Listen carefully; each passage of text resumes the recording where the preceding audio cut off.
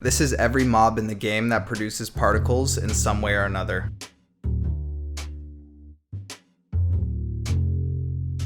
These are all the different biomes in the game that produce particles.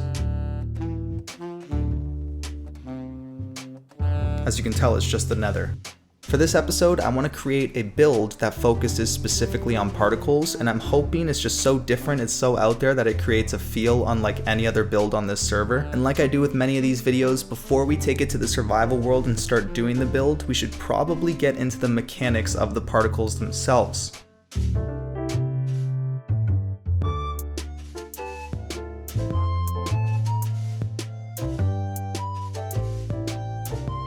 So part of what inspired this video here was a short that I saw on YouTube which showed the sponge. Like, I know the game rule tick speed is sped up, but I thought it was really interesting that the sponge was drying and it was producing a lot of particles. And I brought it into my survival here to test it, and we got the game rule random tick speed sped up, and I have water flowing, but it doesn't seem to be affecting this sponge here. I'm using a wet sponge, I'm using a regular sponge, and I think this might be the perfect example to test the Java versus Bedrock feature, because like I said last episode, anyone who has a copy of Java Edition also has a copy of Bedrock Edition. So let's go test it out. Well, wouldn't you know it? Bedrock takes another W, guys. I can't believe it. I swear I'm starting to think this channel is a Bedrock advertisement, but I'm a Java player. How ironic is that? I said it before, I'll say it again. Why is this not a feature in Java? And yes, by the way, before you comment, I have the game rule random tick speed sped up. It wouldn't act like this in survival, but I think having the occasional smoke coming from a sponge, if this sponge was in the roof, or I guess on the ground, because the smoke goes upwards. Does it go downwards at all? Oh, interestingly, it drops water particles below. So it would have one particle effect if you put it as part of the flooring. It would have that smoke effect, but if you put it as part of the roof, it would have this water droplet effect. Very dynamic block. Cool stuff. Even though that was a W Bedrock moment, I'm happy to say let's head back to Java. You know what I'm realizing it is, guys, is in Bedrock, you can use lava to dry out a wet sponge, but I'm in Java Edition here, and as you can see, the sponge is still staying wet, which honestly I feel like is a missed opportunity. It should be a feature in Java. I know if you smelt a wet sponge, you can dry it again. I forget the other ways to do it, but I know if you go into the nether with a wet sponge, and you don't even have to be beside lava, if you place it anywhere in the nether. By the way, guys, best sound effect in the game. Oh my goodness, it actually does work. When the sniffers dig up an item, the block below it has a ton of particles. Did you guys see that? Let's see if we can catch it again. Yo, there it is. Guys, we gotta get a bunch of sniffers in our roof, and the cool part is that sniffers dig up a couple different blocks, not just moss. I have to give a shout out to the YouTuber Villager Buds for figuring this one out. Check this out, guys. How cool. Yo, guys, the breeze. When the breeze are standing on a block, they produce particles underneath it, similar to the sniffer digging something up, but it's quite consistent. The reason why we could see the particles with the powdered snow is because powdered snow is a transparent block. It lets entities pass through. This is rooted dirt here, and as you can see, breeze particles are only passing through on the side. So maybe if we had a breeze high up in the sky suspended on a single block, and we built it in a way where the breeze couldn't get away, we could have the occasional cobble particle. And it works even better with blocks that are thinner, like chains or bars or something like that, because there's more space for the particles to fall below rather than it being caught on the block. Okay, now here's where it gets really interesting, because this is the breeze in its passive state. You know, it's still producing quite a few particles below it, but if I bring a mob into the picture, like this iron golem, he's trying to reach the iron golem and hit him, but he can't, and he's dashing towards the golem because the breeze dashes. I'll have to compare them side by side, but look at the difference in chain particles. Maybe if the iron golem gets out of its range at a certain distance, then after like 30 seconds or so, it cancels aggro. So we have to have a way to keep bringing iron golems either through a villager farm or some sort of piston setup to reveal a golem, then hide him, then reveal him. I don't know. It's a little bit intricate. Interestingly, if I put certain blocks, like let's say for example an anvil, and I put that above the powdered snow, then the breeze can walk on the anvil and create anvil particles, but some of them pass through because the anvil's not a full block, and so we could potentially have different particles, like for example black particles going through the white powdered snow. Tomorrow. This was the one contribution I made to the wiki. Yeah, I didn't know you could play snow like that. What the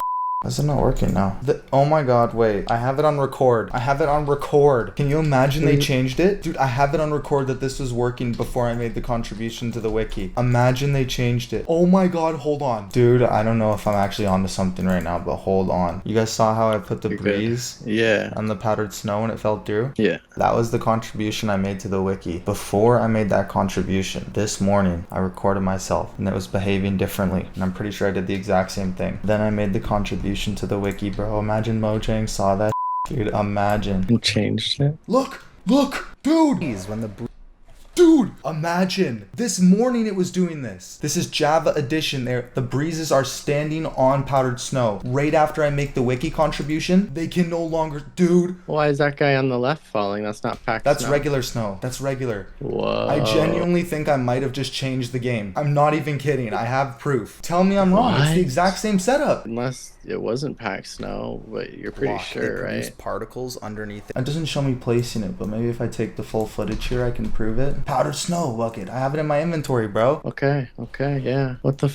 Dude, hold on. I need to check the Minecraft wiki. Watch, they edited your line or something, or took it away. No, it's still there. This is my line right here. Breeze produce particles on the ground. And it says here, powdered snow allows breeze particles to pass through and fall below, but that was only in Java. Now it's not in either version. I have to go back and edit this, my own edition. Dude. What? I swear to you. That this is like my biggest Minecraft moment of all time. Genuinely. I just changed the game. That is so weird. You really think they were that quick? This isn't clickbait. This isn't clickbait, bro. I don't know. I have a hard time believing it, but like, I don't know, dude. I have a hard time believing it, but I want to. Holy green screen. What the f is that? What?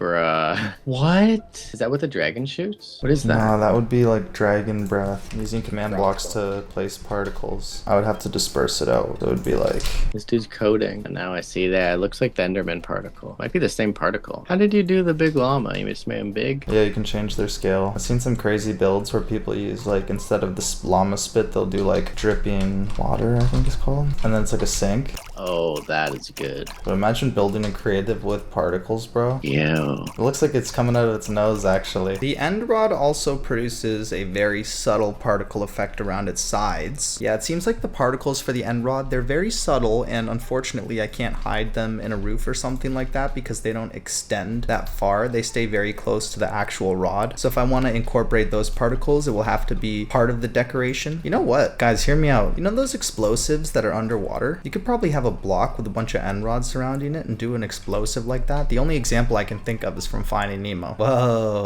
look at shaders. The shadow for this block here looks like an Elder Guardian. I'm not even kidding, guys. The more I look at the shadow, just kidding, guys. I placed an Elder Guardian right here. I wanted to show you guys off the particles when you get mining fatigue. It's an iconic one because you're like, oh, I'm screwed for the next 8 minutes. Even if you killed the Elder Guardian, if you don't have a bucket of milk on you, you're screwed. But wouldn't it be cool for this particle build if we had an Elder Guardian at the beginning and we gave everybody mining fatigue, and so you truly felt a degree of like helplessness being surrounded by these particles, because you can't break anything either. Like if we're doing a trick with the nether portal, for example, you still see all the particles in front of it. They don't stop the particles, and a player can't go up to it and just break the block and be like, oh, it's a portal. I mean, with this example specifically, I'm pretty sure most people will know it's a portal, but for some particles, like I think the sniffer one where the sniffer's digging it up, like I had no clue about that one, and it's very pronounced. So by not allowing players to break stuff, you can keep the illusion going. Okay, this is awesome because the baby slimes, just like the medium-sized slimes and the large-sized slimes, they produce an oozing particle when they jump. The only difference between the baby ones and the other ones is they don't damage you at all. So we can have cute little baby slimes. I mean, we don't even need a golden dandelion for this. We can just name the little guys and we can have them jumping around in a snotty style, you know, mucusy style. We could have a sneezing panda as well, and we could have a bunch of them for this oozing effect.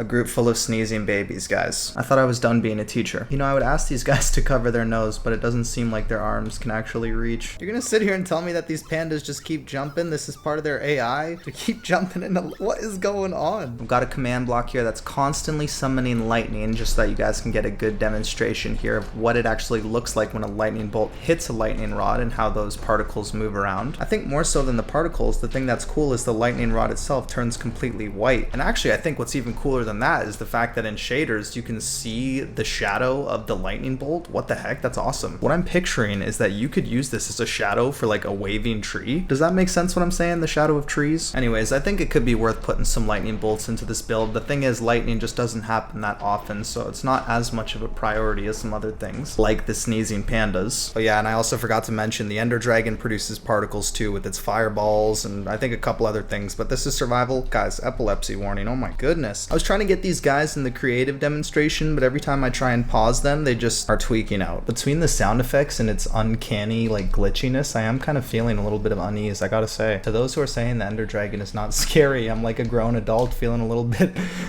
yeah, and while I was setting up this whole thing, I almost destroyed it by summoning an Ender Dragon. Good thing this is creative mode and you guys are no match for me. Come on, I'm really trying to shove these glow squids in there. Get in there. Boom. Okay, we closed it off. So the glow squids, guys, you know how I want like water dripping on the roof like this? This block right here is a full sandstone block. But as you guys can see, the tentacles every now and again kind of glitch through the block. So I'm thinking, I haven't actually tried this yet, but a long time ago in the series, I don't even know which episode at this point, but I was mining and I saw the glow squid's feet through the roof and I thought, that would be a really interesting roof. So let's change these full blocks to slabs, which will give the squids more space for their legs to go through, hopefully. There we go, we're in here. I left a tiny space above in the roof as well. This way, hopefully their feet are just forced to go through. Oh god, now all I see is glow squid. I didn't even think about how I'm gonna get out of here. Let me out. Okay, so it's not working so far. I'm seeing legs every now and again, but it's not in a way that I want to see it. But I have one more idea. Aha, I did it. I knew it, guys. If we could have a flooring like this, the tentacles, this doesn't even look like Minecraft right now. This looks like a different game. The trick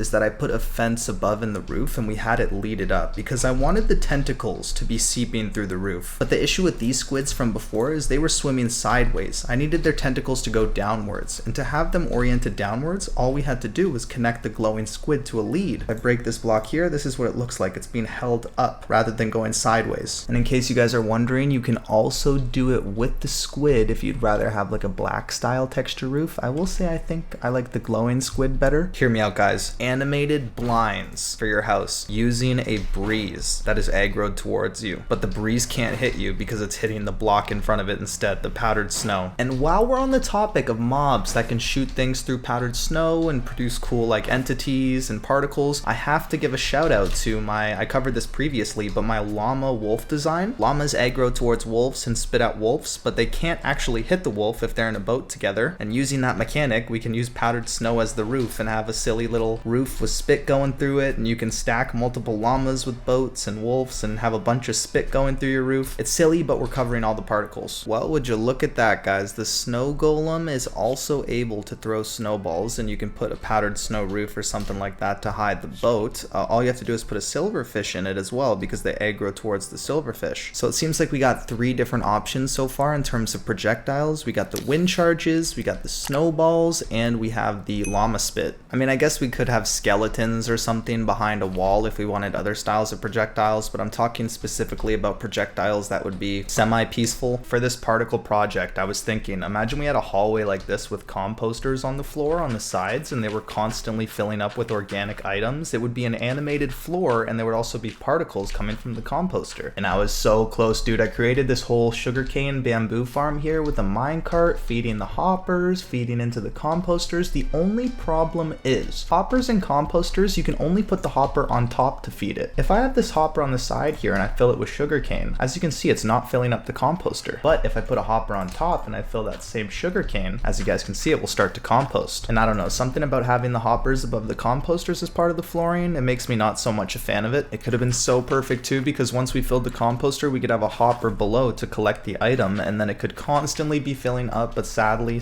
we have to have a hopper above. So I'm kind of out on the composter as well as the sponge, at least for now, unless people come with better suggestions. So one particle that I really have not explored in this series, but I'm very excited to, is the Sculk catalyst, guys. Anytime you kill a mob near a Sculk catalyst, it produces a lot of interesting stuff, and we found out last episode that if you destroy an armor stand, it still produces the effect right above the Sculk catalyst. Let's do it again so you guys can see. Break the armor stand, the effect goes above. And so last episode, I was trying to have an armor stand on a loop being dispensed and destroy the armor stand over and over again, because if the armor stand was constantly getting destroyed and replaced and destroyed, then we could have this Sculk catalyst on an animation loop. The only issue is I never found out a way to actually destroy the armor stand and get the item back when it's destroyed. As you guys saw when I put it on fire there, I didn't get the item back, but I talked about that last episode. This episode we're going with something a little different. Alright guys, hear me out. What if we had a bunch of chickens and we had their eggs constantly just being dispensed so that whenever a chicken dies, it creates this effect on the floor with a Sculk catalyst? The only real issue I see with it is you'd need a lot of chickens. I have my game rule random tick speed up quite a bit. Imagine like a deep dark style build and the Sculk catalyst is actually animated. And the Sculk catalyst produces a couple different particles. There's if you indirectly kill something, like for example that chicken, if I indirectly kill it, then the Sculk catalyst produces particles above. Let's show you guys again.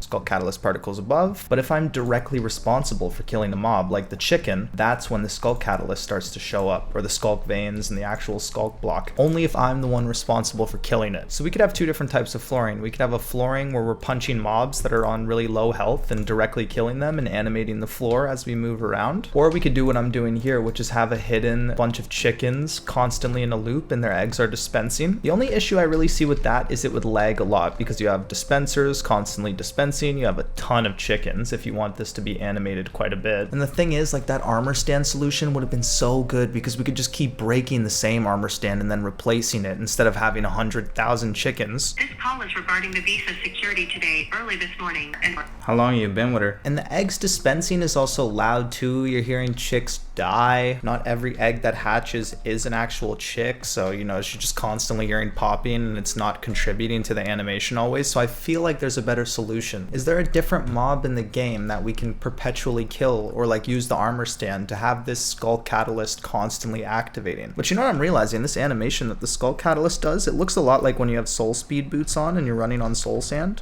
What can I say, guys? This is the early stages of the particle build. Between the sponge, the composter, and the Sculk catalyst, we are running into a lot of hurdles here. These villagers, when they try and breed, you know, you give them bread, but if they don't have a bed, they get angry. Or if they do have a bed, they make hearts. I'm wondering if both of those particles would go through a floor. It does, guys. It does go through the floor. It would be a lot of work, but if we had a automatic wheat farm connected to a crafter, we could just be dispensing bread into villagers that are in the floor. I think what I'm noticing is that we have some particle effects that go through the floor, like the villager breeding hearts and when they're mad. We also have some particles that go through the roof, like the sniffers when they dig something up. And then we have some particles that go in every direction, like the firefly bush and the spore blossom. And so it's important to know which direction these particles go, because that will determine whether we implement it into the floor, roof, walls. Apparently the mace also produces a particle effect. Oh yeah, it does produce a lot. But I don't think any other entities in the game can actually use a mace aside from the player. So like the dragon, I think this is one that we're gonna have to omit for the survival mode.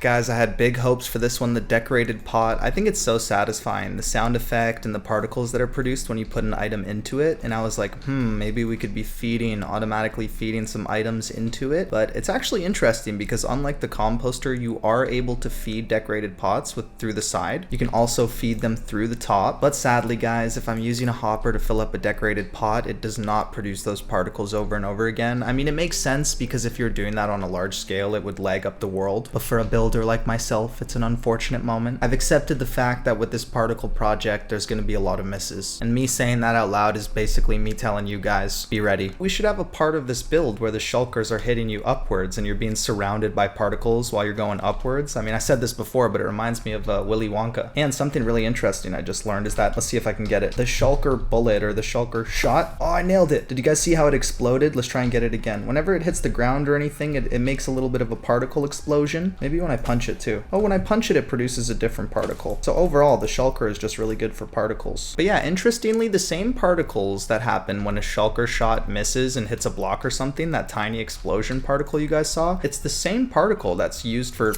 cheering a Mooshroom for some reason. Why is it like an explosion? I guess it's a bit of a transformation. Huzzah! This is another one of those, like, we should have this in the game. I know I say that a lot, but the three things I think should be in the game most right now is, like, you need a way to get books in the nether. There's no way to get it. So you can't do a complete nether playthrough to its full extent. Yes, the rails. Obviously, I just recently talked about the fact that we need better rails. Okay, and number 3 is there should be a mob in the game. I don't know if this would be game breaking, let me know, but like there should be something in the game that breeds mobs for you. Some sort of breeder breeder. You know what I mean? It wouldn't have to be super overpowered. There could be a limit to how much it's able to breed. But I find with a lot of farms and with this particle build, for example, it's like I want to perpetually shear mushrooms, but I'm not able to because every time you shear a mushroom, it gets rid of the mushroom status and becomes a regular cow. So if I wanted mushrooms being sheared throughout my base, I would have to take the time to constantly breed the mushrooms up to make sure there's a good supply. Sometimes I like to throw around theories about the game because I think if they ever get implemented, I can say, I called it. I called it. The dolphin, as it flaps its tail, it produces these water effects here, but also as you swim, it gives you a dolphin's grace potion effect which surrounds you, so it's kind of like a 2-for-1 special. Okay, these particles here are actually called Nautilus, so they're not talking about the Nautilus mob, because I was just calling these particles here like little hearts of the seas, but they're actually called Nautiluses. I have a Nautilus beside Nautiluses. The dolphins also, they throw items around too, but like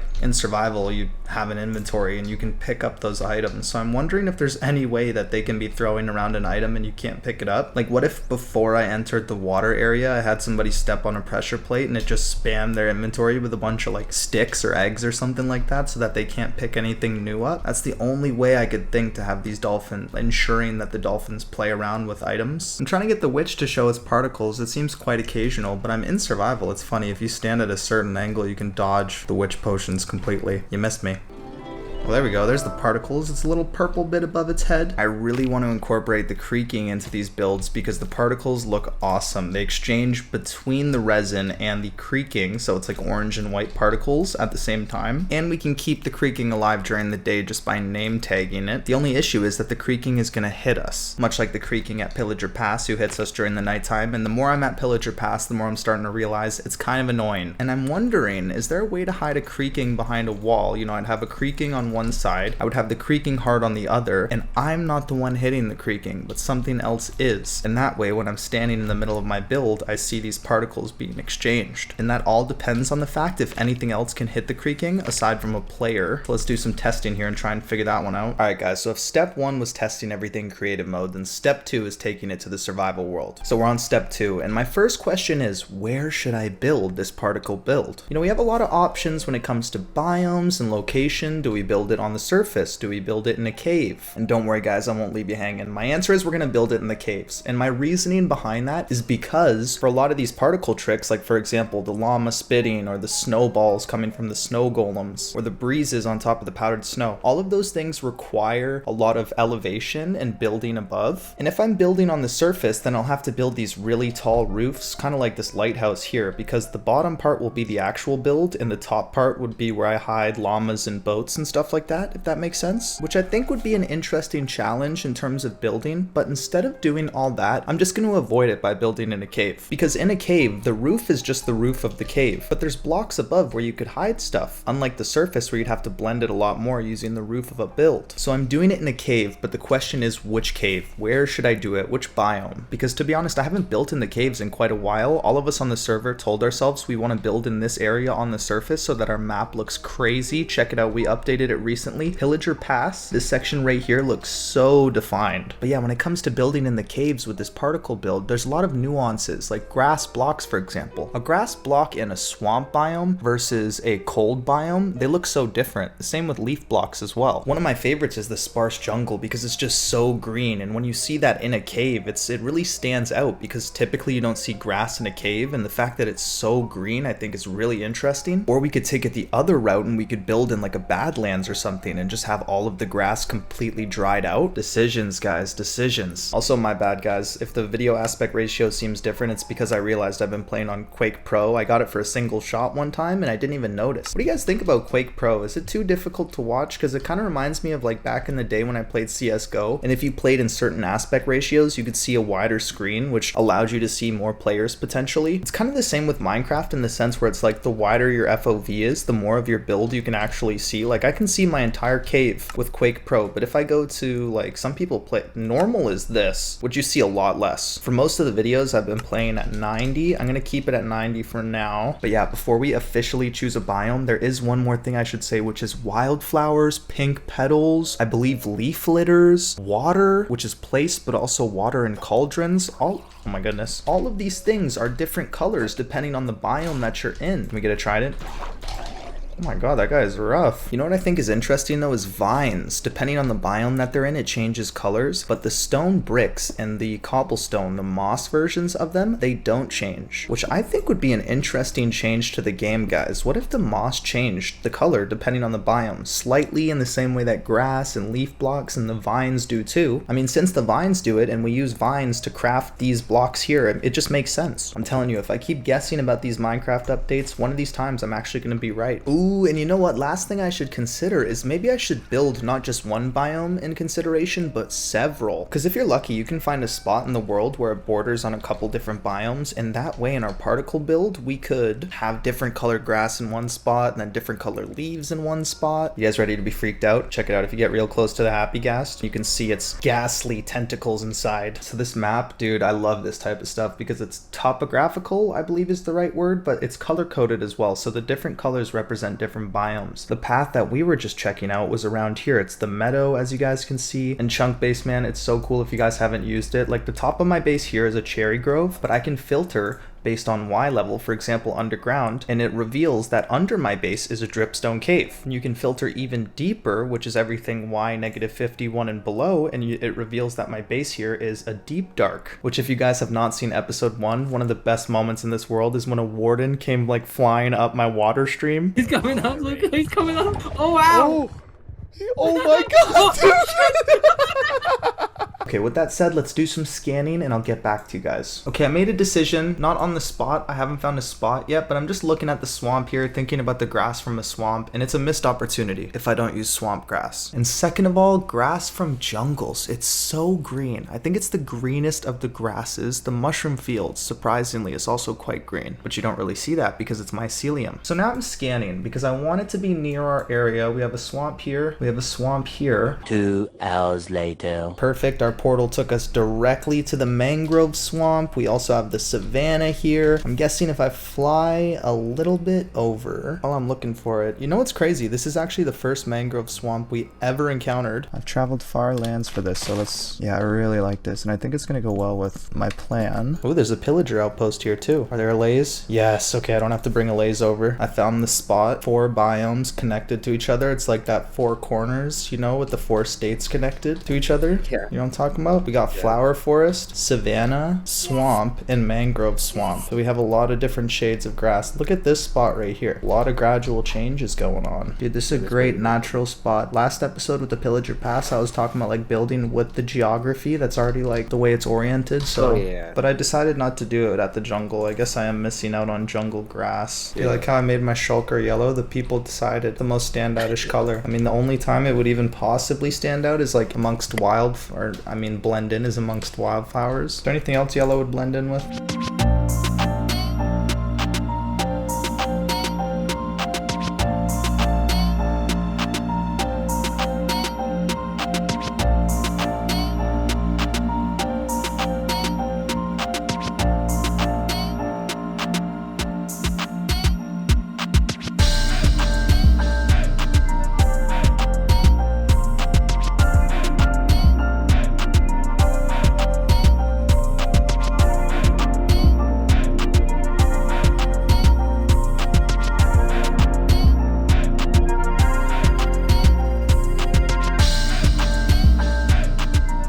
Alright guys, well I hope you enjoyed that time lapse. Everything is just about set up and ready to start focusing on the particle aspect of this build. I've done the terraforming, I've set up the grass, which I'm super excited to show you guys. It turned out much better than I thought. So when you're flying above, it doesn't look like much, but when you actually get close, you can start to see down there's stuff going on. I'm getting ahead of myself here because we should go from the entrance here. You guys see this little fence set up? You guys are wondering what's going on here. I got a couple baby chicks hidden in here. There's a creator by the name of Mr. that's been doing a lot of cool designs with these leads. Plus they're loud and they leave eggs everywhere. The new chick is only 1/4 of a block, and by feeding it the golden dandelion, it will never grow up, meaning we can keep it this size forever. So we definitely got to do a lot more of that. But let's head through the entrance here. I'm going to show you guys off how the biome transitions from different grass colors here. First we start at the swamp, then we transition into the drier grass. We're at the savanna now. A couple different routes you can take throughout the cave. It's not a single route type of path, which I like. Honestly though, this spot right here might be my favorite, the way it transitions from savanna. Then we got flower forest. You walk a little bit more forward. I mean, this is all flower forest forest here. But then at the very end, you got swamp once again. Of all the spots of grass though, I think my favorite grass, I finally decided I found a perfectly green patch here, guys. Soak it in. This is the greatest color of grass in the entire game. And that's an objective opinion. And yes, I know objective opinion is like hypocrite. What's the word I'm looking for? An oxymoron? If you had to choose between this beautiful green grass or the dried out savanna grass, I'm choosing this one 10 out of 10 times. The only reason why I like the savanna grass is because we're transitioning. I feel like I absolutely cooked here because this is all one block. It's all just grass and it transitions so much different than other blocks because let's say you're going from a stone brick to a mossy stone brick or something, there's an immediate difference in block. But when you're building with just grass in different biomes, it's a smooth transition. And the fact that it's one block, I think the thing that I'm best at, especially recently, is the planning. I feel like planning makes a build. I didn't even show this part off. Okay, so we have a water area here, a little bit of coral, some amethyst. I believe these are the warped logs, but sculk veins on top of them. And both the sculk veins and the warp logs are animated. So together it creates, you know, a decently animated little texture there. This is cool. Since we're in a swamp, I was able to accumulate some slimes here and now we can kill them. Well, not kill them, but we can diminish their size. And just like the creative, we got a decent number of slimes here. They're creating these oozing particles, but they're not able to damage us. So we just got to name tag these guys. Any creative names? We have to make sure that they're not able to escape or drown. So I have to see how they behave in water because that will decide how much I have to actually block this area off. And the exits here, like this copper golem here is making sure nobody can get out. In all seriousness, there's no spaces on this side for them to get out. As long as they can behave in the water, it's all good. And the only other exit is the entrance that I showed you guys, which is right here. And the only way to get out of this space is to do a little bit of parkour, which can only be done by a player. This is perfect, guys. They float and they even create some bubble particles, as you can see. I also forgot to mention the dripstone. I thought you had to have water, like a water actually placed above the block, but it just drips water naturally. So I didn't have to put much effort in to get a nice sequence of drips amongst all of these dripstones. Wait, why is there a slime ball there? I'm thinking maybe they can climb up the vines. Like I saw a couple of them do this, and then maybe if they jump off the side, they can take a bit of fall damage. We'll have to keep an eye on these guys. I know last episode I said my subscribers are going to turn on me because I focused on rivers too much, but this might be the most controversial take yet. I have to apologize ahead of time because if you're a fan of cartoons, I understand that this take is going to be bad, but I've decided to name all of my slimes here after my favorite cartoons produced by Cartoon Network, which is arguably the greatest network for cartoons ever made. How many slimes do we have here? 1, 2, 3. You guys gotta stop moving around. I think I have like 10 choices here. I gotta make them count. Top 10 Cartoon Network shows. I'm gonna start off with a strong one. I think we all agree. Adventure Time is goated. I've said it before, I'll say it again. They call me Ice King. I still gotta make like an ice build, and I've had some commenters in the past say you should do like Ice King's lair or even Finn and Jake's house. I'm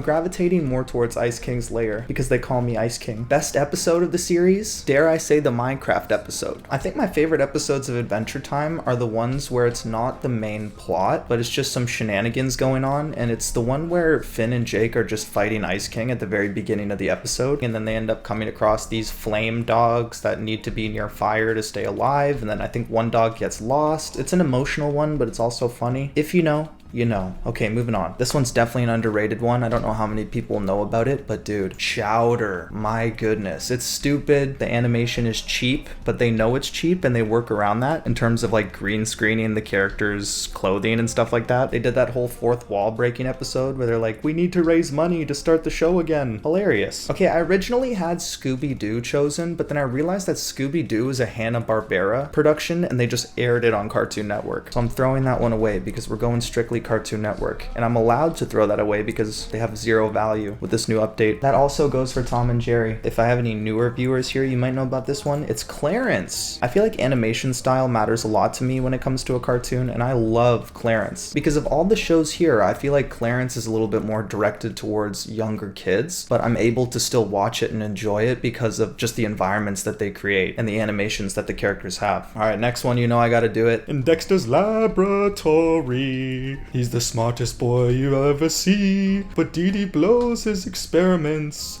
to smithereens. Did you guys know that Dexter's Laboratory had an episode that was like M-rated, 18 plus, and they never aired it? Or maybe they did air it on Cartoon Network. Dude, I gotta stop saying facts on this channel when I don't know the full facts. Something about that there was this mature rated Dexter's Laboratory episode, and I swear it's got like Dee Dee giving the middle finger on the cover too. Crazy. When I got a little bit older, I was probably like 15, 16, and I realized that was a thing. It's crazy. It's like when the voice actor for SpongeBob was on Mad, and he was saying all this crazy political stuff. I was like, voice actor for SpongeBob saying this? Also, before anyone comments, listen, I know you can rename name tags, okay? I was doing it for the effect, the dramatic effect. So you guys know how I said animation style matters a lot to me when it comes to a good cartoon? That point is really gonna be doing the heavy lifting with this next one, because I'm naming this slime Uncle Grandpa. And if you guys have ever seen Uncle Grandpa, you know that the writing and the jokes are not funny. If you've seen Chowder and you think Chowder is a stupid show, it's like stupid funny, but I think Uncle Grandpa is just stupid sometimes and annoying. So you might be thinking, like, I'm talking so much smack on Uncle Grandpa. Why is it a choice here? And it's the animation style. Of all of the cartoons here, Uncle Grandpa is by far my favorite animation style. I don't know what it is. I don't know if growing up as a kid, that animation style, there was something else reminiscent of it, because I would like to know the influence on why I enjoy that art in particular. So if you guys know any other types of media that resemble this art style here, let me know, especially from the era of like early 2000s, 2010s. Well, this is awkward because I said I wasn't going to do any shows that are related to like Hanna-Barbera, only produced by Cartoon Network, but I'm breaking that rule for this iconic show, the Looney Tunes show. And I'm not talking about classic Looney Tunes, which is really good too, specifically the Looney Tunes show. With this pick, I'm kind of redeeming myself because the writing on Uncle Grandpa is so bad, but the writing on the Looney Tunes show is genuinely really good, even as an adult. And honestly, it's my first introduction to a series that took characters I was familiar with, like Bugs Bunny and Daffy Duck, but put them in a completely different environment and changed what I knew about the characters. Like before the Looney Tunes show, I knew that Bugs Bunny lived in a little hole and ate his carrots, because I used to watch those episodes where Elmer Fudd would be like, rabbit season, it's duck season, it's rabbit season. So I knew that Bugs Bunny lived in a rabbit hole. But when it came to this series, they put him in an apartment or like a house or something, living with Daffy Duck as a roommate. And the portrayal of Daffy Duck in this series was really interesting because he's like this annoying, lazy roommate who doesn't get a job and eats all of the food, doesn't do dishes. And Bugs is supposed to be like the responsible one who's fed up. So the relationship is similar because he's fed up with Daffy, but the cause of that fed upness is different, which I thought was really interesting as a kid. I know a lot of series have done it since then, and I know a lot of series did it before then. Next up, if you know me in my real life, I know you're on the edge of your seat waiting for this one. Jonas, I know you're waiting for this one. Return the slab. Courage the Cowardly Dog, baby. The thing about Courage the Cowardly Dog, and everybody knows it already, is the animation style is good, but what they did best was meshed different styles of animation and even real life videos sometimes too, which like I've seen other cartoons do that, like SpongeBob when they do the super gross close-ups, which are just disgusting. Shout out to the one scene with the stubbing the toe. I'm debating if while I'm editing I jump scare you guys with that scene, but if you've seen it, you already know how insane that is. And then I saw that this one SpongeBob episode got taken off of air because it was too inappropriate, but honestly I thought it was a lot more tame than the whole stubbing toe grotesqueness of it all. And last but certainly not least, did you really think I was gonna do a Cartoon Network top 10 without putting Regular Show in, guys? Do I even need to say why Regular Show is so good? I heard that the writer and producer of the show wanted to make Mordecai and Rigby like stoners, but since it was a TV show for kids, they replaced the devil's lettuce with, it was just like food or burritos or something like that. But now I haven't been paying too much attention. I think Regular Show is getting rebooted, but for adults. I don't know if that second part is true, but I definitely know Regular Show is getting rebooted. Or maybe I'm wrong. Maybe it was like the lost episodes are getting aired. You guys gotta let me know if we have any Regular Show fans watching the vids. I feel like Regular Show and Family Guy are my two biggest influences for like what I find funny. Well, there it is, guys. I think it was actually only 8, but it's my top 8 best cartoon series on Cartoon Network. Let me know, what's your guys' favorite series on Cartoon Network? Did I miss any? I know that there's a couple like Foster's Home for Imaginary Friends, Ben 10, Powerpuff Girls, but this is my personal favorite. And I remember a quote from Tyler the Creator a long time ago. Ready to die and enter the Wu-Tang is my top 10 album ever. I'm like, I don't care about people's objective top nothing. Tell me what is your favorite. Like Jonas is the same age as me. We weren't real. I don't even think we were like 10 years old by the time Illmatic came out, but it's still one of his favorite albums. But I think there's a lot of people who pretend like certain albums or TV shows are their favorite thing because it's the cool thing to like, which is why when I throw Uncle Grandpa out there, you know, oh my goodness, the creeper. Guys, we gotta light the outside up more. Could you imagine? Oh, there was the other 2 slimes, so there was 10. But even if the creeper did explode, I got that blast protect. Dang it. I keep telling people I'm going to keep switching from elytra to chest plate, but I forget. That's one of those things that really takes a lot of mental consciousness. But I guess we got 2 more options. What should I choose?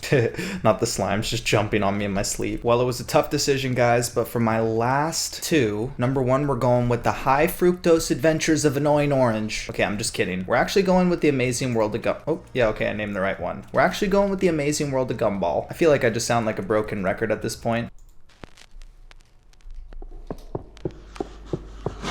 Haha, very funny. No, but seriously, the reason why I say that is because the Amazing World of Gumball stands out so much in terms of animation, much like all of these ones I'm talking about. And last but not least, I haven't actually watched a lot of it, but what I have watched of this series, I've enjoyed. I thought it was super chill, low stimulation. I'm going with We Bare Bears. No, I'm realizing with a lot of these cartoons, I don't know if this is a me thing that I gravitate towards these things, or it's just like a cartoon thing in general, but anthropomorphic animals talking like humans, behaving like humans, getting into conflict like humans. The thing I've always loved about animation is you can do things in animation that you can't achieve in real life. And especially as a kid, when you have such a big imagination, like with a show like Adventure Time, you can really picture that universe and imagine what it would be like to live there, you know, have a conversation with the Earl of Lemongrab. Okay, now that should be a wrap. Let me know if you guys want to see some more like top sort of cartoon videos. I'd like to do a follow-up at some point and talk about some of my favorite Teletoon series because I wanted to talk about them so bad for this one, but I held off for the integrity of the voting system. But yeah, anyways, let's talk some particles. I play with Biome Blend on completely, and I think it looks better for this build, but I am going to keep it off currently because I'm going to show you guys all the different spots that we're dealing with. We really did choose the perfect spot. Like this, I was saying here, this is my favorite grass, and I'm realizing now my favorite grass in the game is specifically a swamp that is above -1 degrees. Okay, well this has sent me down an absolute rabbit hole because I didn't understand how temperature worked in Minecraft. I saw that different grasses appeared depending on a different spot in the swamp, but I didn't know what exactly was causing the temperature change. It seems that the temperature is decided by one factor, and that factor is in the coding of JavaScript. It's called noise. The concept of noise, I understand things in examples. It's something that's related to biome generation with specific things. Like for example, in the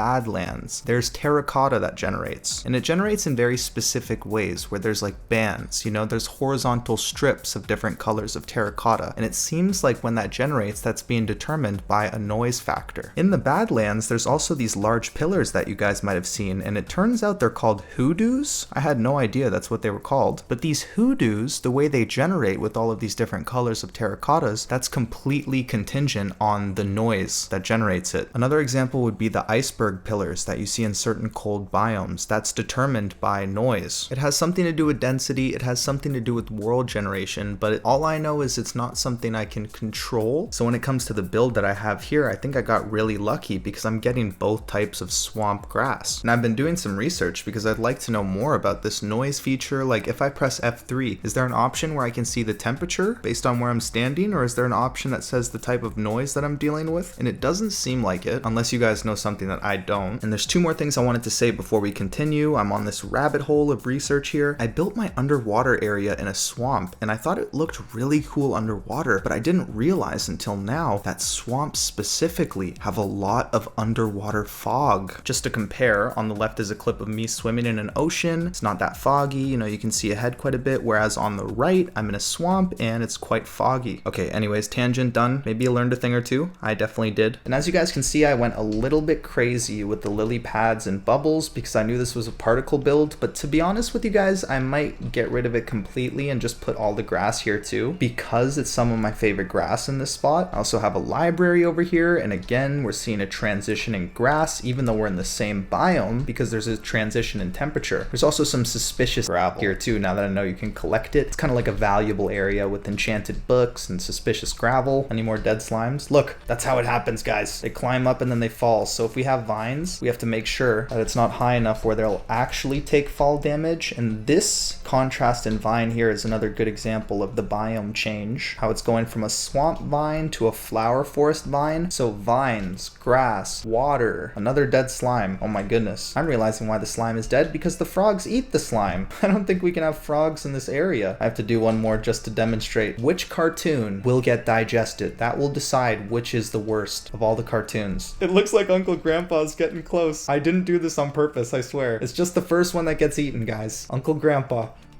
Chowder? No. No, he ate both. What disrespect. Oh my gosh. Okay, get him away. What survived? Dexter's Laboratory survived, guys. What else survived? Regular Show and Dexter's Laboratory, those are actually two goated cartoons. I can't even lead them up. I gotta get him away. Another thing I wanted to say about Dexter's Laboratory, I was originally gonna choose Johnny Bravo as part of the top 10 alongside Dexter's Laboratory, because I thought they had this like spin-off superhero series within the Johnny Bravo cartoon, but then I realized it was in the Dexter's Laboratory cartoon, the Justice Friends, which was supposed to be like a parody of Justice League, but I remember as a kid watching that and thinking it was hilarious. We Bare Bears also survived. What else survived here? Looney Tunes show. If we're gonna have frogs, we have to find a way to separate them from the slimes. I'm thinking of the best way to get a ton of bees nests with pollinated honey on top. It says on the wiki that the meadow, if you spawn a tree there, then it has a 100% chance of spawning a bee's nest. So I have to find a nearby meadow and bring a bunch of saplings. Meadow, there's one where your where's the meadow? Your storage factory, I think. Is this considered a meadow over here? I believe it is. Oh, I you believe might that's have where we played the song. You're right. You got the advancement. Oh yeah, the achievement, play a song in a meadow. Dude, your memory's crazy. Alright, so if I plant a tree here, is there a 100% chance of getting a bee's nest? Let's see. I have to make sure I use a sapling that qualifies for a bee. A birch sapling, for example, if you have any flower beside it, including a flowering azalea, there's only a 5% chance. Yeah, so this is not 100%, only 5. So is there any point for me doing it in a meadow? Or would it be faster for me to hunt down some meadows and just get bee nests there? I'm thinking of the fastest way to get these pollinated bee nests. If I search up meadow and highlight meadow, interesting to know that there's a lot of meadow like directly in our area, but if you zoom out, Tiny. it's not. Yeah, it's always a tiny biome and it's not a common. Yeah. So I don't think that's the best way to get bee's nests. Maybe when you're in a meadow, every tree that's in a meadow has a bee, but there's like no trees actually in the meadow. New rabbit. Have you seen the new rabbit yet? I feel like people are sleeping on this change. That's a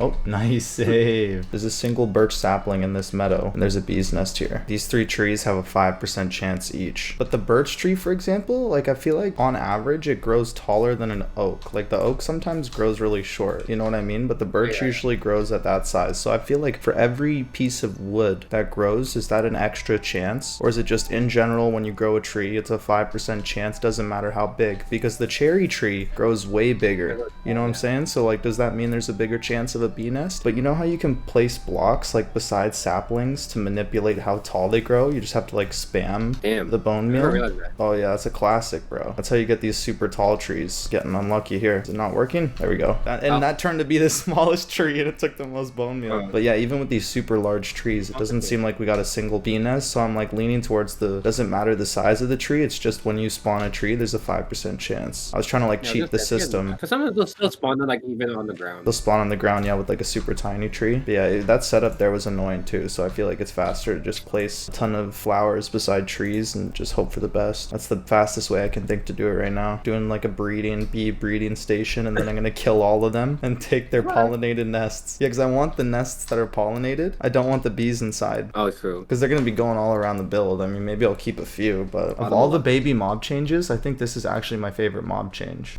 We got the brown one. I've been breeding the black and the light brown ones. If Where's you the crossbreed them. I find it interesting that the bees like the flowering azalea. They're attracted to the flowering azalea, but the regular azalea sapling is not considered a flower. They're not attracted to it. They like the purpleness in the sapling. That's the flower part of it. I was gonna say missed opportunity to make beetroot a red dye, but you can. I was thinking, you know, you can use comparators to read bee nests, and it reads how much honey is in there. So when the bees finish pollinating this bee nest, I could put a comparator behind with a couple of redstone dusts. Keep in mind, this is a full bee nest. How far does the dust go? 1, 2, 3. I'm guessing 5 because there's 5 slots for the bee nest. So if I put a 6th redstone dust, what? It gets powered again? Oh, because there's a lever right there. Okay, so for every honey that's in the bee's nest, it counts for 1 redstone pulse. 5 honey, 1, 2, 3, 4, 5 redstone pulses, and the 6th one is not activated. So once the dust gets powered, all 5 of them, I need some sort of way to have a dispenser connected back to the bee's nest so that we can remove all of the items in the nest. And that should be as simple as taking a dispenser, putting it right there. Since it was already powered, we'll have to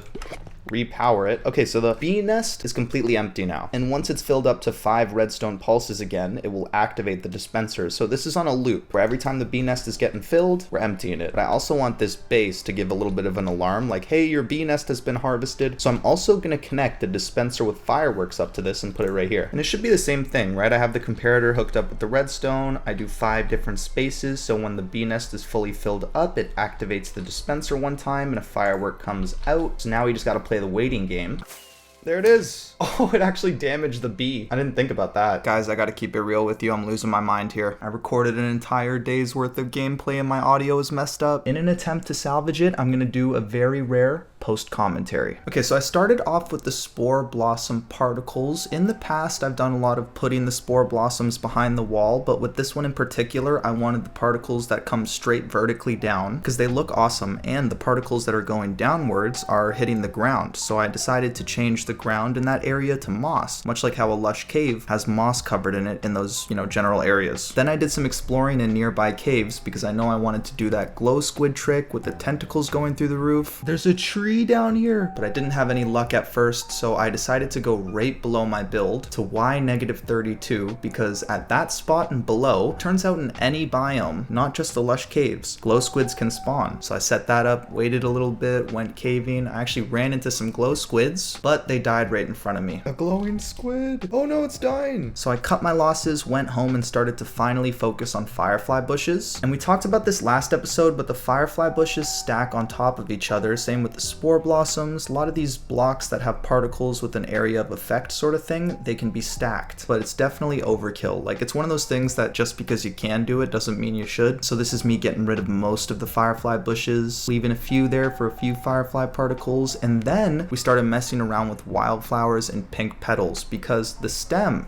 of these flowers change depending on the biome that they're in. Below is a savanna, so the grass does not match the stems. Put a couple campfires in the ground with this water to show the smoke effect, much like a hot spring from last episode. Finally got the sniffer in this little spot here, so when it digs something up, there's particles below in this little cave spot. Then we're messing around with the leads a little bit. We got some banners set up here, so it kind of looks like the banners are being held up by a rope. And we also blocked off this area here with the cross and the lava particles because it just seems like an area that should be blocked off. But I noticed that when I was using the chicken to connect these things up, the lead sometimes was appearing dark and sometimes it was appearing light brown, and I realized that that was a lighting issue. The chicken that I hide, if it's in a dark area, then the lead is going to be dark, but if it's in a light area, then it's going to be light, which is actually a cool thing because when I'm using these leads to make custom rope decorations, I have 2 different colors I could choose from. This area here with the library, it seems very ominous. It seems like the type of area that should have the purple particles from the respawn anchor in the nether. So that's what I did. I put some portals behind the wall. We're starting to see a couple purple particles, but we had to take it a bit further by putting some respawn anchors in the floor, doing a little moss carpet action to cover it up, and now those purple particles are looking very pronounced, especially on the floor there. I also placed an enchantment table just to see how those letter particles would look, but it seems like the more that you surround the enchantment table with bookshelves, the more letters that pop up, and for me this didn't seem like the right area to cover everything up in bookshelves, so we're gonna leave that for later. And that's pretty much all that happened during my audio issues, so post commentary complete. Oh hell yeah, it's still dropping the crying obsidian. I was getting worried that if you put something like a Sculk vein or a glow lichen over it that it won't drop the particles on the ground, but it still does. Also, this bee is just completely stuck in the cobweb, but I kind of love it. I've been tempted to like go around this whole base placing Sculk sensors just as you walk around. You know, it's a pretty cool particle and it makes an interesting sound. I'm just wondering what's the best way to actually go about it so it decently blends in. I think what I'm gonna do is find like little spaces in the wall, like we have that Sculk sensor there. Just put this one here. So it's not taking up too much space, but it visually is showing something. Also, I got a witch. I'm gonna hide it, but I don't know what to do with it. We could also get those particles above its head and maybe, oh, awkward. The thing is, when you're walking, you're the one to send vibrations to the Sculk sensor. You guys see those particles that are being sent here? If we use calibrated Sculk sensors and hook it up with a lectern, then we can have Sculk sensors sending vibrations to each other. Okay, so like this calibrated Sculk sensor, for example. If I wanted to do this relay effect that I'm talking about, I could hide all of the redstone behind. Well, in this case, I actually couldn't because there's stuff behind. Oh, hey, that's the sniffer that I'm waiting to dig something up, man. Was he stuck on a scaffolding the whole time? Is that why he wasn't digging anything up? I waited like 30 minutes. Dude, this thing turned out even better than I thought, because when I'm walking around here, I can activate the Sculk sensors, but I didn't consider the fact that there is constantly bees above, which are always activating this calibrated Sculk sensor in particular. Since the relays are set up now, still have to hide that amethyst there, but I see constantly vibrations being sent, and I can have a whole trail of vibrations starting from that point there being sent all throughout my base, so long as I have calibrated Sculk sensors near. This may be the best angle because you see this Sculk sensor here get activated, sends a vibration over to this one, which then sends a vibration over to that one. Let me know, maybe I'll keep the chain going. Maybe I think for now I'll stop it at my sleeping quarters. And so during the day, the calibrated Sculk sensors are quite active, but then when it turns to nighttime and all the bees go in their bee nest, the calibrated Sculk sensor has stopped completely and the vibrations are gone, unless I'm the one to walk over and actually activate them. But I actually need to sleep because I need to show you guys one more thing about this calibrated Sculk sensor. You know, I'm sending relays from this one to this one to this one to this one, but the final calibrated Sculk sensor, the one that I'm not planning on relaying anywhere else, I don't have to have lecterns, I don't have to have book and quill set up behind, because that's what's being used to relay. So in a spot like this, I can just place two calibrated Sculk sensors just like this, and it's still catching the vibration, the chain of vibrations. Well, I wasn't having too much luck with my glow squid spawner area, and I'm going caving here looking for some Sculk sensors. I found two glow squids. I think we're gonna try an attempt to bring these guys back home. Heavy on the attempt. I think the smart move is to just build a staircase to the surface and then fill it with water. Oh, we got another one. We got three. There we go, they're coming. No, okay, we lost one. Oh, it's raining right now. Maybe they won't drown like the dolphins. Or I mean, suffocate. Part of me wants to test it, but I don't want them to die because we're so close. Nope. They definitely still suffocate, even if it's raining. We actually made it. Okay, let's put them in a little, like, pond right here. Really? Okay, we got one. Yeah, should bring me to my spore blossom area, so maybe we'll try and have the glowing squid tentacles coming through the bottom here. Oh, hey, wandering trader, I thought I heard you. This would actually be a super easy way to get llama spit, come to think of it, instead of bringing a llama from somewhere far. I'll leave him here for now. Maybe I'll try and get a second glowing squid, see if that improves it at all, but I'm also considering maybe some different areas that we could put this. Check this out, guys. I did a little, like, walkway entrance, and I used beehives with dripping honey. As you walk through, you get a little bit of stickiness on yourself. Oh, we got the 4-chick egg. I haven't got that in a while. I know what you're thinking. Why am I spawning all these chickens here? And guys, for some reason, this swamp is quite small and it's a little bit elevated, so we're not able to get slimes. And all those other one died. So we're doing the classic potion of oozing. And we kill all these fools and they should... There we go. One of my favorite potions, honestly. The way they just appear out of nowhere. Uh-oh. Uh-oh. I'm gonna go out on a limb here and say I think we got enough slimes. I should have taken them as the big slimes first. These guys are so dang slow.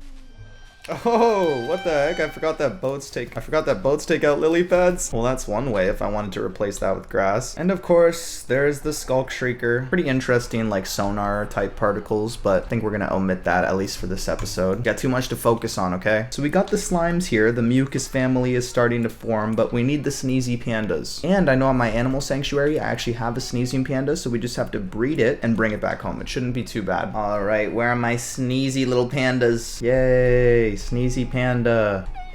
No. No! Oh, it wasn't the sniffly one. Okay, that's something. I don't think I've ever transported a group of pandas without at least one dying. Oh my gosh. Can they not fit this way? If I feed it bamboo, will it heal up? Okay, seems to be fitting. When it's eating, it sits more upright. I know that probably doesn't affect its model, but I feel like it's more safer sitting up. Slow and steady, boys. Great. Round of applause, guys. I feel like I've gotten good when it comes to not getting mad at this game, but mob transportation is the most annoying thing in this game. Let's try that again. This time I'm gonna try and bring them over while they're babies and their hitbox is small. So far so good. They seem to be fitting a lot easier. A few things I'm learning about the panda here from checking the wiki. Number one, the playful panda specifically. Earlier when the pandas were flipping into the lava, it's because they were playful pandas, and playful pandas do this flip thing, which often leads to their death. So I'm gonna breed these guys up, and they're saying no. This happened twice. Why are these pandas not able to breed? Is it because they're different personalities? I did not know this, but pandas have extra breeding conditions. They're not able to breed if there's at least not one bamboo shoot nearby, so now that I've placed a bamboo, they should be able to have a baby. Also, when I had that sick panda earlier and it died so easy, it turns out sick pandas have half of the health of regular pandas, which makes sense because they're weak. Boo! Why is this not in Java, guys? We need panda jockeys.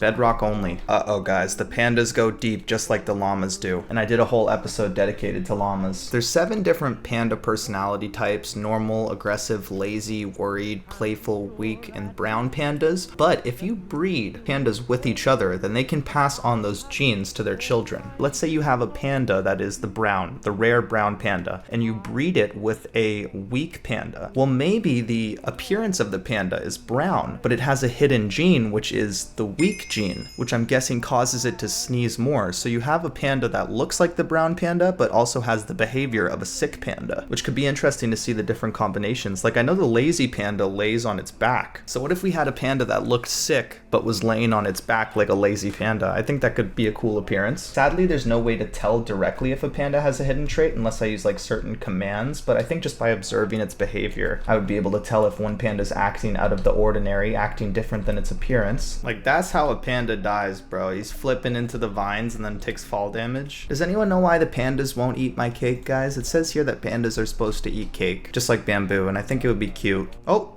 I thought he was going for it. You snot-nosed little Just kidding, just kidding. Have a bamboo. It's on the house. I guess that joke would have been better if you guys actually saw that there's bamboo on top of my house. Aha, I've got them in my bamboo cage. It only grows stronger as time passes. Oh, we got the special brown panda. And we got it by breeding with a playful panda and a normal panda, which means you can get a completely new personality type by breeding 2 different pandas. But there is a slim chance, I believe it's 1 out of 32, that this brown panda inherits the genes of its parents, which in this case would be the playful parent or the normal parent, or probably just nothing and it's probably just a regular brown panda. But if I see the brown panda rolling around like this, like the playful panda does, then I know it has a hidden personality trait.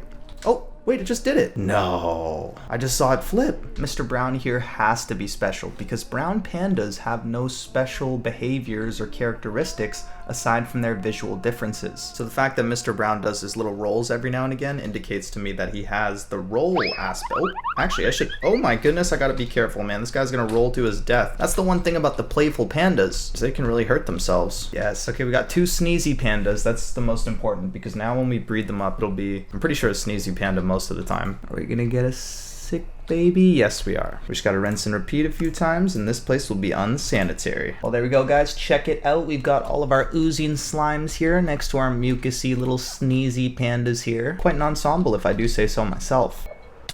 Bro, I just used the firework that has explosives on it and I took out the slime. Okay, I have some bad news to report. I was freaking out about Mr. Brown doing the flips here, but clearly the sneezing pandas flip as well. I don't know if somebody can explain better to me how all of this works. Last but not least, you guys see this pigman here? He is not the only one. I've been killing a ton of pigmen, guys. I have no idea what happened here, but I go to the nether. Look at this. Is it because I had the pandas here, so this chunk was loaded? I have no idea why there's so many pigmen. Well, honestly, guys, this build is turning out to be, I say this every time I make a new build, you guys already know it's coming, but this is turning out to be my favorite build of all time, and it's only getting better as we go because next episode I'm going to do the Sculk sensors. There's a couple particles that I wasn't able to do, but this episode is just getting incredibly long. Shout out to my hater comment that said no one's watching these videos, no one's watching the entire thing. I know you're wrong. I know people are watching my stuff. I take what people say in the comments, I consider it, but you know what? Sometimes people are wrong too. And I know that as time passes, more people are going to understand understand what I'm trying to do. A lot of you guys already understand what I'm trying to do here. I'm not making 15, 20 minute Let's Plays anymore where it's just chill videos. Like, there's a chill aspect to it, but I'm trying to push the boundaries of the game. And I'm realizing to do that, I need to go down these rabbit holes, because it's the rabbit holes that lead to discoveries. And that's bigger than Minecraft. That's just real life. It's like I've been working on bubble columns for months, and after like 2 months, only then did I realize that you can use the bubble column method to obtain suspicious gravel. And I got it! You can collect suspicious gravel! So clearly there's a reason why I'm doing these deep dives. But yeah, you know, some people get it, some people don't. And with that said, thank you guys so much for watching. This video has been a lot of fun to make. New videos soon, keep an eye out, and I will catch you guys later. Peace out.